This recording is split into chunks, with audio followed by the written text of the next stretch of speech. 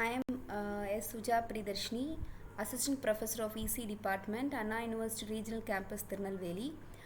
In this video, we'll see about transforms, what are transforms, and mainly the Fourier transform and the disadvantage, shortcome and the disadvantage of Fourier transform. What is a transform? A transform is the operation that a system performs.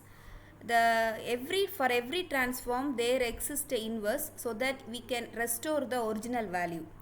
A different way of representing the same information is nothing but transforms. Sometimes transforms are performed because things are easier to do in the transformed domain. For example, we transform a signal in the time domain into frequency domain. So this is one domain of signal. You are using transform so that it is changing into another. When you take inverse, we can get an original signal. So what is the need for transforms? To obtain additional information from that signal that is not readily available in the raw signal, that is time domain signal. Only time amplitude representation is not suitable for signal processing applications.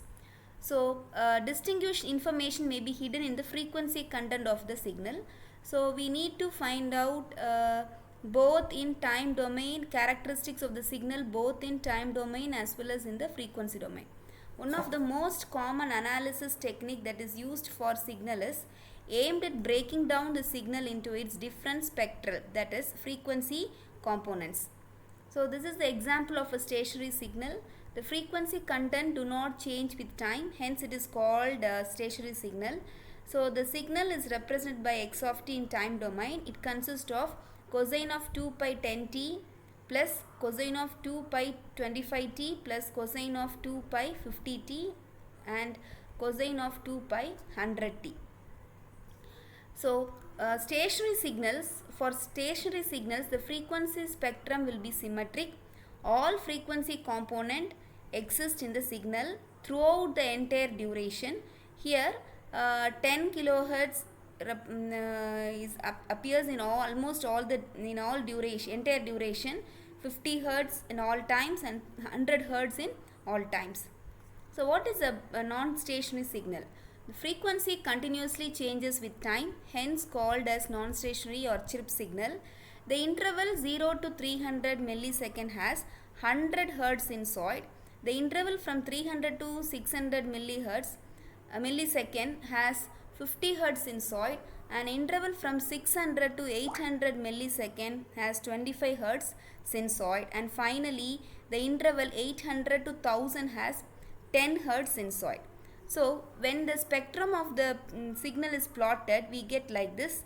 It consists of 10, 25, 50 and 100. Peaks in the 10, 25, 50 and 100.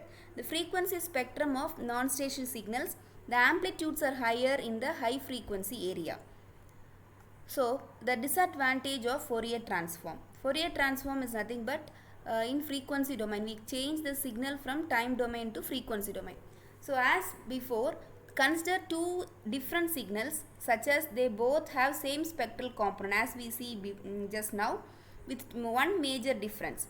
Let one signal have 4 frequency component at all times, that is the first signal, and other have 4 frequency component at different time. The second signal is the example for this case. The Fourier transform of both of the signal would be same, but when we plot the spectrum, both the signals have almost same spectrum. Although the two signals are completely different, their magnitude is same, of the Fourier transform will be same. So due to this reason, Fourier transform is not suitable if the signal has time varying frequency. Fourier transform only provides what spectral component exists, not where in time they are located. Need some other way to determine time localization of spectral components. So we need to go for another way to determine the localization of spectral components. The time localization of the spectral components are needed. The transform gives the time frequency representation. That is why these Fourier transforms are mainly not suitable for non-stationary signals, and for analyzing the non-stationary signals we divide the signal into small chunks and then apply Fourier transform for each segment. That is nothing but this shortcoming is overcome by the short time Fourier transform. These examples are well explained in the wavelet tutorial, second edition part 1 by Robbie Poliker. All the figure are taken from this material, that is fundamental concept and overview of the wavelet theory. Thank you.